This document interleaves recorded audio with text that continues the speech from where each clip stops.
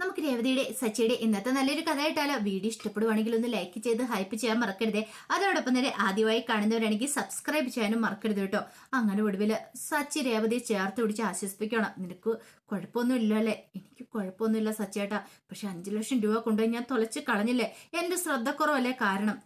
നിന്റെ ശ്രദ്ധക്കുറവൊന്നും അല്ല രേവതി, നീ വിഷമിക്കൊന്നും വേണ്ട.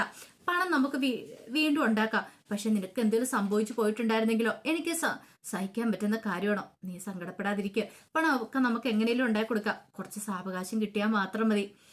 അപ്പോഴേക്കും അവിടെ ഉണ്ടായിരുന്ന റീന ചേച്ചി അവരൊക്കെ പറഞ്ഞു, അതെ ഒരു കാര്യം ചെയ്യട്ടെ സച്ചി, ഞങ്ങൾ എന്തെങ്കിലും ആഹാരം മേടിച്ചോണ്ട് തട്ടെ കഴിക്കാനായിട്ട്, രേവതിക്ക് കൊടുക്കാനായിട്ട്. രേവതിക്ക് വന്നപ്പോൾ തലറക്കമൊക്കെ ഉണ്ടായിരുന്നു. രേവതി പറഞ്ഞു, എനിക്കിപ്പോൾ കഴിക്കാനൊന്നും വേണ്ട ചേച്ചി, എങ്കിൽ പിന്നെ ഒരു കാര്യം ചെയ്യാം, എന്തേലും വെള്ളം എന്തേലും വാങ്ങിച്ചു തരാം. വേണ്ടാന്ന് പറഞ്ഞു. രേവതി ഒന്നും കഴിക്കാനും കുടിക്കാനും തയ്യാറായതുമില്ല.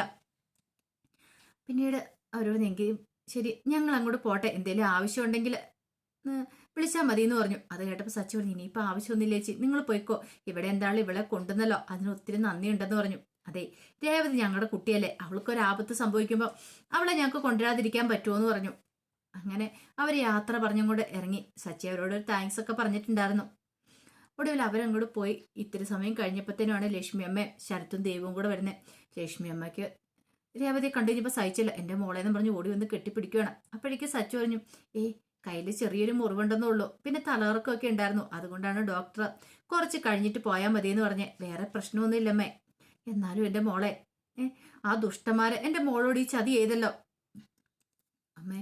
എനിക്ക് ഈ കൈക്ക് മുറിവ് പറ്റിയതിലൊന്നും അല്ല, എൻ്റെ പണം പോയല്ലോ എന്ന് ഓർത്തിട്ടാ. അതിന് എന്ത് ചെയ്യണമെന്ന് എനിക്ക് അറിയില്ല. ഞാൻ എങ്ങനെ കഷ്ടപ്പെട്ടുണ്ടാക്കിയ പണമോ അമ്മേ. സാരമില്ല, പോട്ടെ മോളെ, മോളുടെ ജീവൻ തിരിച്ചു കിട്ടിയല്ലോ, ഞങ്ങൾക്ക് അത് മതി. അപ്പോഴേക്ക് ശരത്ത് പറഞ്ഞു, അതെ ചേച്ചി, ചേച്ചി സങ്കടപ്പെടാതിരിക്കുക. ചേച്ചി എന്തിനാ ഇങ്ങനെ കരയണേ? കരഞ്ഞിനി ഓരോ അസുഖങ്ങൾ വരുത്തി വെക്കണ്ട. സച്ചി പറഞ്ഞു, ഞാൻ വന്നപ്പോൾ മുതൽ അതാ ഇവളോട് പറഞ്ഞുകൊണ്ടിരിക്കുന്നത്, ഇവള് പക്ഷെ കേൾക്കുന്നില്ല. ദേവു പറഞ്ഞു, എന്തിനാ ചേച്ചി, ചേച്ചി വിഷമിക്കണ്ട.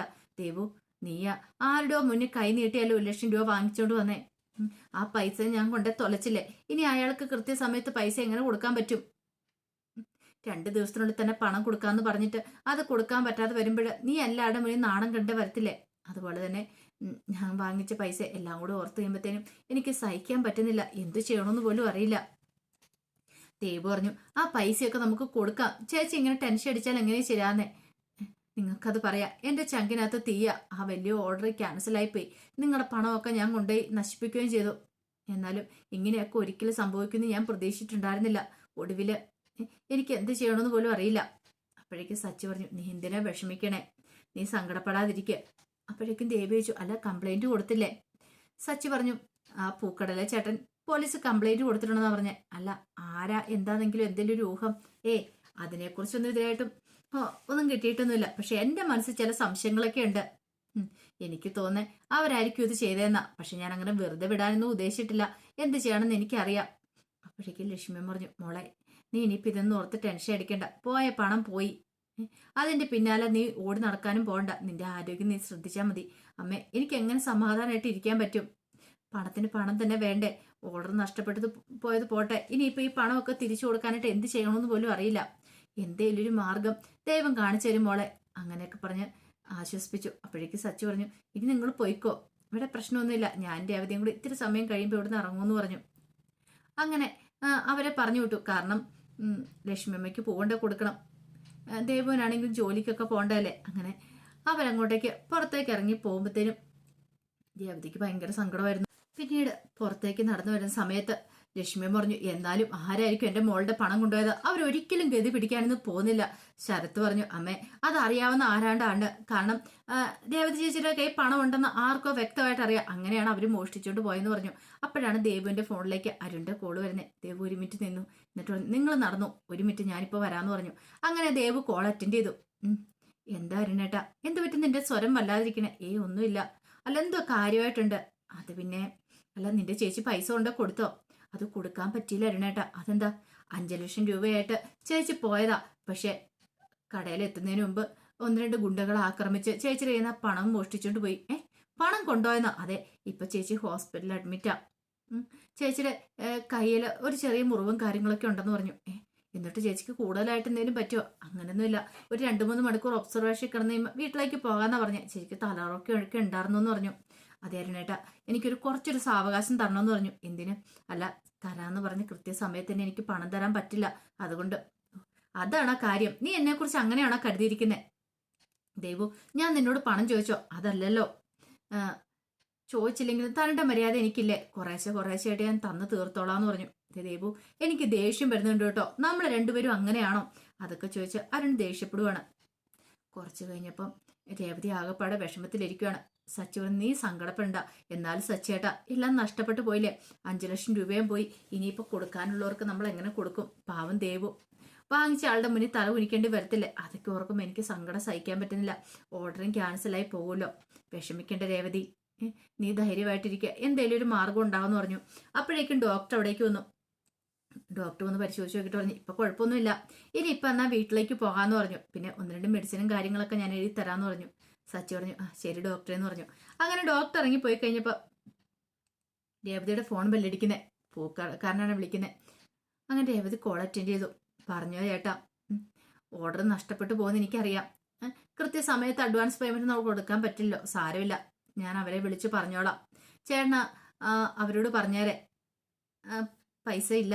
ഇപ്പൊ എന്താണെങ്കിലും പൂ വേണ്ടെന്നുള്ള കാര്യങ്ങളൊക്കെ വിളിച്ചു പറഞ്ഞേരെ. അഡ്വാൻസ് കൊടുക്കാൻ പറ്റില്ല എന്നുള്ള കാര്യങ്ങളൊക്കെ വിളിച്ചു പറഞ്ഞേക്കാൻ പറഞ്ഞു. അത് കേട്ട് കഴിഞ്ഞപ്പോഴത്തേനും പൂക്കടക്കാരൻ പറഞ്ഞു, ആര് പറഞ്ഞു അഡ്വാൻസ് കിട്ടിയില്ലാന്ന്? അഡ്വാൻസ് ഒക്കെ കിട്ടി രേവതി. കിട്ടിയെന്നോ? അതെ, ഈ ഓർഡർ ക്യാൻസൽ ആകത്തില്ല, നിനക്ക് തന്നെ കിട്ടുമെന്ന് പറഞ്ഞു. എന്തൊക്കെയാ ചേട്ടനെ പറയണേ? അതെ, 5 ലക്ഷം രൂപ പൂവിന് കൊടുക്കാനുള്ള അഡ്വാൻസ് കിട്ടിയിട്ടുണ്ട്. അത് കൂടാതെ 1.5 ലക്ഷം രൂപയും കൂടെ തന്നിട്ടുണ്ട്. ആര് തന്നെന്ന്? അതൊരു സ്ത്രീയാ തന്നെ. സ്ത്രീയോ? അതാരാ എന്താന്ന് എനിക്കറിയില്ല. ആദ്യമായിട്ടാ ഞാൻ അവരെ കാണുന്നേ. ഇനി അതിന്റെ ബാക്കി പൈസ രേവതി തന്നാ മതി എന്ന് പറഞ്ഞു. രേവതിക്കൊരു ഞെട്ടലായിരുന്നു. വിശ്വസിക്കാൻ പോലും പറ്റിയില്ല. അല്ല, ആരാന്ന് ചേട്ടൻ ചോദിച്ചില്ലേ? എനിക്ക് അതിനെക്കുറിച്ചൊന്നും കൂടുതലായിട്ട് അറിയില്ല എന്ന് പറഞ്ഞു. രേവതി അങ്ങനെ കോള് കട്ട് ചെയ്തിട്ട് സച്ചിയോട് പറഞ്ഞു, സച്ചേട്ടാ, അഡ്വാൻസ് കിട്ടിയെന്ന്. അഡ്വാൻസ് കിട്ടിയെന്നോ? അതെങ്ങനെ? ആരോ കൊണ്ട് കൊടുത്തെന്നാ പറഞ്ഞേ. ആരാ എന്താന്നും അറിയത്തില്ല. അതോടൊപ്പം തന്നെ 1.5 ലക്ഷം രൂപയും കൂടെ കൊടുത്തെന്ന്. എനിക്കിത് വിശ്വസിക്കാൻ പറ്റുന്നില്ല സച്ചേട്ടാ. ഒരു പക്ഷേങ്കില് രേവതി നമ്മുടെ സങ്കടം കണ്ടു കഴിഞ്ഞപ്പോൾ ആരെങ്കിലും, അറിയില്ല, ചിലപ്പോ ഭഗവാൻ തന്നെ നേരിട്ട് ഇറങ്ങി വന്നാണെന്നും എനിക്കറിയില്ല. അത്രയ്ക്ക് എനിക്ക് സങ്കടം ഉണ്ടായിരുന്നു. ഈ ഓർഡർ ക്യാൻസലായി പോകുമെന്ന് ഓർത്തിട്ട്. ക്യാഷ് നഷ്ടപ്പെട്ടെങ്കിലും ഓർഡർ ക്യാൻസലായി പോയില്ലോ, അതിന്റെ ഒരു സന്തോഷമുണ്ട് സച്ചേട്ടാ എന്ന് പറഞ്ഞു. രേവതിക്ക് സച്ചിക്കും വിശ്വസിക്കാൻ പോലും പറ്റുന്നുണ്ടായിരുന്നില്ല. കുറച്ച് കഴിഞ്ഞപ്പോൾ ശ്രുതിയെ കാണാനായിട്ട് ശ്രുതി ഷോപ്പിലേക്ക് ചെല്ലുവാണ്. അങ്ങനെ ചെന്നിട്ട് ശ്രുതിയോട് പറഞ്ഞു, ശ്രുതി, ഭാര്യ ഭർത്താക്കന്മാരാകുമ്പോൾ വഴക്കുകളും കാര്യങ്ങളും ഒക്കെ സ്വാഭാവിക. സച്ചിൻ രേവതിയും തമ്മിൽ വഴക്കുണ്ടാക്കാറില്ലേ? കുറച്ച് കഴിയുമ്പോൾ അവര് ഭയങ്കര കൂട്ടല്ലേ? എന്നിട്ട് അവര് തമ്മിൽ ഇങ്ങനെ എന്തേലും ഉണ്ടോ? നമ്മൾ അങ്ങനെയൊക്കെ തന്നെയാ. എന്നെ തിരികെ വിളിച്ചോണ്ട് പോ ശ്രുതി. അതിന് മാത്രം വലിയ തെറ്റൊന്നും ഞാൻ ചെയ്തിട്ടില്ലോ. അത് കേട്ട് കഴിഞ്ഞപ്പോഴത്തേന് ശ്രുതി പറഞ്ഞു, നീ തെറ്റൊന്നും ചെയ്തിട്ടില്ലല്ലേ? എടി, ഞാൻ നിന്നെ വിശ്വസിച്ചു. നീ ഒരിക്കലും ഇങ്ങനെ ഒരു ചതി എന്നോട് ചെയ്യുന്ന ഞാൻ പ്രതീക്ഷിച്ചില്ല. എന്നോട് ഇങ്ങനെ ഒരു കള്ളത്തരം പറയുന്ന നീ പ്രഗ്നന്റ് ആണ്. ഞാൻ എത്രമാത്രം പ്രതീക്ഷിച്ചെന്നറിയോ? എന്റെ കുഞ്ഞിനെ വരെ സ്വപ്നം കണ്ടായിരുന്നു. എന്നിട്ടോ നീ ഒരു പെണ്ണാണോടി? ഒരു പെണ്ണുങ്ങൾ ഒരിക്കലും പറയാത്ത ചെയ്യാത്ത കാര്യമല്ലേടി നീ ചെയ്തേ. അങ്ങനെയുള്ള നിന്നെ ഇനി ഞാൻ വിശ്വസിക്കണമല്ലേ? ശ്രുതി, ഞാനൊന്ന് പറയട്ടെ, നീ ഒന്നും പറയണ്ട. നിന്നെ എന്റെ കൺമുന്നിൽ പോലും കണ്ടുപോയേക്കല്ലോ. മര്യാദയ്ക്ക് പൊക്കോണമെന്ന് പറഞ്ഞു. ശ്രുതിക്ക് എന്ത് ചെയ്യണമെന്ന് അറിയില്ല. അങ്ങനെ ശ്രുതി നാണം കെട്ട് അവിടെ നിന്ന് ഇറങ്ങി പോവുകയാണ്. പിന്നീട് സച്ചിൻ രേവതിയൊക്കെ വിഷമിച്ച് വീട്ടിലേക്ക് വരിക. അവിടെ അച്ഛമ്മയും ഈച്ചയും അതുപോലെ രവീന്ദ്രനും ചന്ദ്രയൊക്കെ ഉണ്ടായിരുന്നു. അങ്ങനെ അവര് വിഷമിച്ച് കയറി വന്നു കഴിഞ്ഞിട്ട് ഇരിക്കുമ്പോഴത്തേനും രവീന്ദ്രൻ പറഞ്ഞു, ഞങ്ങൾ കാര്യങ്ങളൊക്കെ അറിഞ്ഞു മോളേന്ന് പറഞ്ഞു. രേവതി പറഞ്ഞു, എനിക്ക് എന്ത് ചെയ്യണമെന്ന് അറിയില്ല അച്ഛാ. 5 ലക്ഷം രൂപയാ പോയിരിക്കുന്നേ. ഓർഡറും ക്യാൻസലായി പോവും. ഇനിയിപ്പം വേറെ ഓർഡർ കിട്ടാനും പോകുന്നില്ല. അതൊക്കെ ഓർക്കുമ്പോൾ നല്ല സങ്കടമുണ്ട്. മോള് വിഷമിക്കൊന്നും വേണ്ട. അല്ല, മോൾക്ക് വേറെ ആപത്തൊന്നും പറ്റില്ലോ? ഇല്ല എന്ന് പറഞ്ഞു. സച്ചി പറഞ്ഞു, അല്ല, അച്ഛമ്മ എപ്പോഴാ വന്നേ? ഞാൻ ഇത്തിരി സമയമായി വന്നിട്ടെന്ന് പറഞ്ഞു. അല്ല, എന്താടാ നീവും കൂടെ വന്നേക്കുന്നേ? അതോ, അതൊക്കെ ഉണ്ടെന്ന് പറഞ്ഞു. അപ്പോഴേക്കും രേവതി പറഞ്ഞു, അച്ഛാ, എനിക്ക് എന്ത് ചെയ്യണമെന്ന് അറിയത്തില്ല. എനിക്ക് സങ്കടം സഹിക്കാൻ പറ്റുന്നുണ്ടായിരുന്നില്ലെന്ന് പറഞ്ഞു ആ പൈസ പോയതില്. അത് കേട്ടതും ചന്ദ്രമതി പറഞ്ഞു, പൈസയല്ലേ, അത് പോട്ടെ, സാരമില്ല, ജീവൻ തിരിച്ചു കിട്ടിയല്ലോ എന്നൊക്കെ ഇങ്ങനെ ചന്ദ്രമതി പറയാം. എനിക്കറിയാം അമ്മ ഉള്ളാലെ ചിരിക്കുവാന്ന്, അമ്മയ്ക്ക് സന്തോഷമായിരിക്കുമെന്ന്. അമ്മേ, സ്വന്തമായിട്ട് അധ്വാനിച്ചുണ്ടാക്കിയ പൈസയൊക്കെ പോകുമ്പോഴും, അല്ല അതുപോലെ നമ്മുടെ കയ്യിലുള്ള പൈസ നഷ്ടപ്പെടുമ്പോൾ ഉള്ള വേദന, അത് പോയി കഴിഞ്ഞാൽ അവരവർക്ക് മനസ്സിലാവുള്ളൂ എന്ന് പറഞ്ഞു. ചന്ദ്രമതി ഒന്നും മിണ്ടിയില്ല. അപ്പോഴേക്ക് സച്ചി പറഞ്ഞു, പൈസ പോയെങ്കിലും അച്ഛാ, ഓർഡർ ക്യാൻസൽ ആയില്ല. അതെങ്ങനെയാടാ? 5 ലക്ഷം രൂപ അഡ്വാൻസ് കൊടുത്തു പൂക്കടക്കാരന്. ഈ തവണ ഞെട്ടിയ ചന്ദ്രമതിയാണ്. അഡ്വാൻസ് കൊടുത്തെന്നോ? അതെങ്ങനെ? രേവതി പറഞ്ഞു, അത് അറിയില്ലാതെ ആരാ എന്താ കൊടുത്തതെന്നും അറിയത്തില്ല. പൂക്കടക്കാരൻ വിളിച്ചു പറഞ്ഞു 5 ലക്ഷം രൂപ അഡ്വാൻസ് കിട്ടിയെന്ന്. അത് മാത്രമല്ല 1.5 ലക്ഷം രൂപ കൂടുതലും കിട്ടിയെന്ന്. അതെങ്ങനെ സംഭവിച്ചു? അതാരാ കൊടുത്തേ? ഏതോ ഒരു സ്ത്രീയാന്നാ പറഞ്ഞത്. സച്ചി ഇത് പറഞ്ഞു കഴിഞ്ഞപ്പത്തേന് ഈച്ച പറഞ്ഞു, ആ സ്ത്രീ ആരാന്ന് എനിക്കറിയാന്ന് പറഞ്ഞു. നിനക്കോ? ആരടാ? ആരാ പണം കൊണ്ട് കൊടുത്തതെന്ന് ചോദിച്ചു. അപ്പോഴേക്കും ഈച്ചയെ ഒന്ന് നോക്കി.